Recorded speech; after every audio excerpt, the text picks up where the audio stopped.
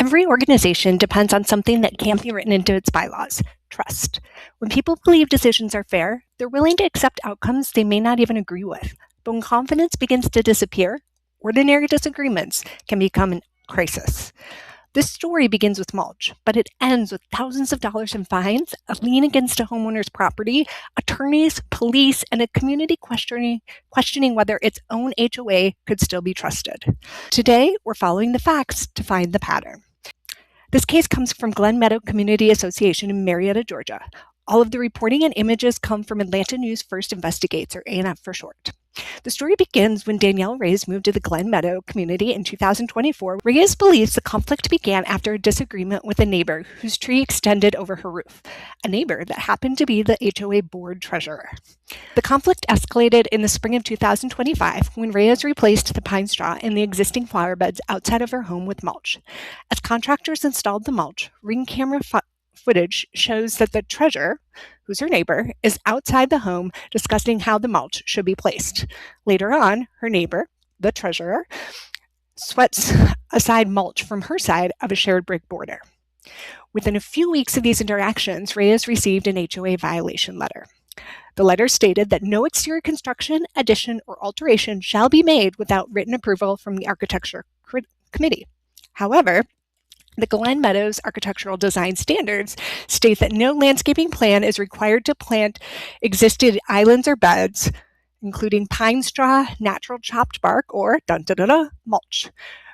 And requests for other materials require the Architecture Committee's approval. The violation letter does not align with the community's design standards. The letter also states that Reyes will begin being charged a daily fine of $25 because this is her third notice. However, Reyes disputes ever receiving earlier notices.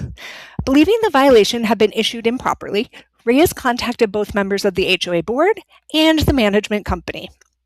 According to a recorded phone conversation obtained by Atlanta News First, the HOA vice president stated that the board treasurer had acted without consulting the rest of the board, and that earlier actions would be withdrawn because, in his words, there's so much stuff going on improperly by so many people. The management company informed Reyes that the original violation had been generated using the wrong enforcement template, and that she would instead receive a corrected Architectural Control Committee violation. But the conflict didn't stop there. After Reyes hired a surveyor to identify her property lines, the neighboring board treasurer objected and called the police, who explained that the surveyor was acting within his legal authority. The day after the police visit, Reyes received notice of additional charges on her HOA account, and soon afterward, the revised violation letter arrived.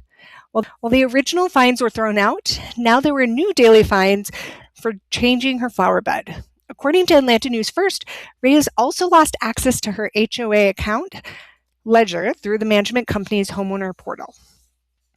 The HOA attorney letter instructed Reyes to stop contacting board members directly and warned that continued communication could result in immediate and severe detriment. The letter ended with 4 words that would become the headline of the investigation: "Be governed accordingly." By late October 2025, the association claimed Reyes owed more than $4,000 in fines and attorney's fees, and a lien had been placed against her home, all in regards to the mulch she had installed in her front yard. And yet, another homeowner told Atlanta First they had also installed mulch without requesting approval and had never received a violation. That will be important for this case. Let me repeat it. Another homeowner in the same community also installed mulch without the HOA's approval, but did not get a violation. Those are the reported facts. Now let the investigation begin. Why did homeowners begin losing confidence in the HOA itself? Before deciding whether anyone handled the situation appropriately, let's step back and examine how a homeowners association is designed to function. Every HOA begins with its homeowners. Homeowners elect a board of directors to govern the association, and the board establishes policies, makes decisions, and oversees the HOA. Many boards also hire a professional management company to carry out the day-to-day administration of those decisions. When legal questions arise, attorneys advise the board and represent the association. And throughout this process, information should flow back to homeowners through meeting minutes, financial reports, notices, and ongoing communication. Every part of the system has a different responsibility. The board governs, the management company administers, the attorney provides legal advice. Healthy organizations depend not only on each of these roles, but on everyone understanding who is responsible for what. In Glen Meadows, those lines of responsibility became increasingly difficult to follow. According to the ANF reporting, questions arose about who was acting on behalf of the board, who oversaw the architectural committee, and who had authority over enforcement decisions.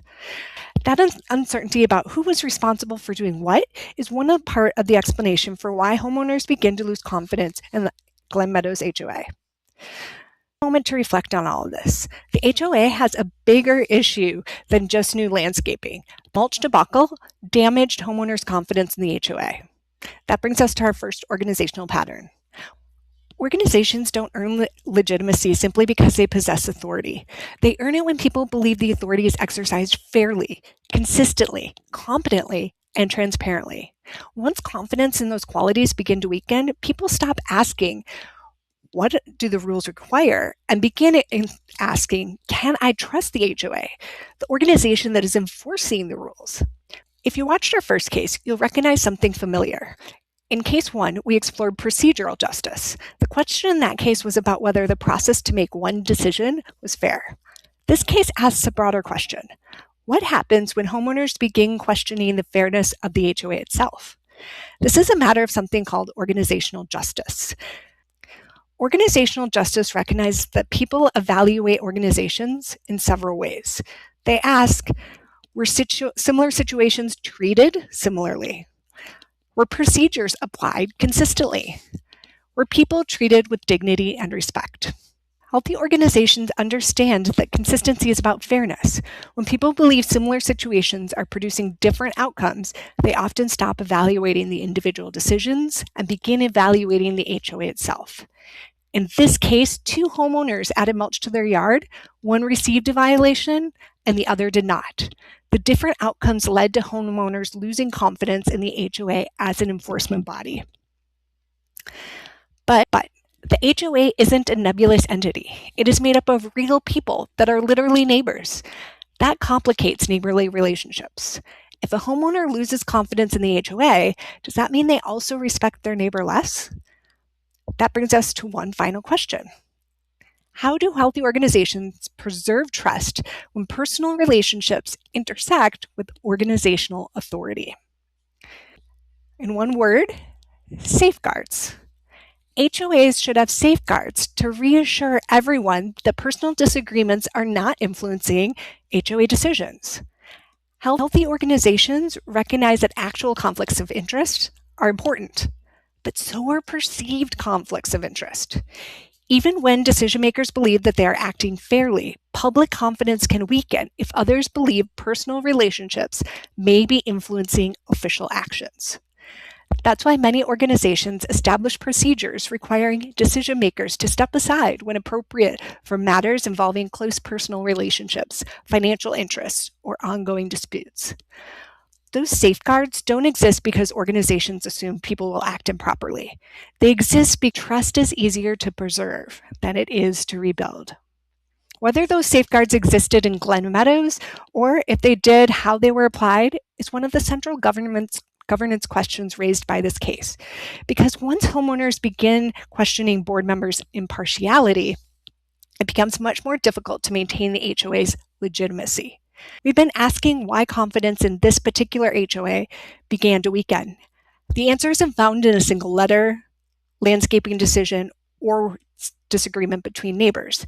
It emerges when the HOA loses its legitimacy and reputation of being a just organization with safeguards that prevent board members' conflicts of interest from interfering with sound decisions. When communication becomes difficult to follow, when decision-making appears inconsistent, and when personal relationships seem intertwined with organizational authority, many people naturally begin wondering whether the HOA is operating fairly. This case began with mulch, which led to a larger story about the HOA's legitimacy. As always, take a moment to ask yourself, how would your association have handled this? Would the outcome have been different? If so, what decisions might have led to a different result? If you enjoyed looking beyond the headlines and uncovering the organizational patterns behind real HOA cases, I hope you'll continue to join us. Subscribe to HOA Case Files, and I'll see you when we open the next case. Following the facts, finding the patterns.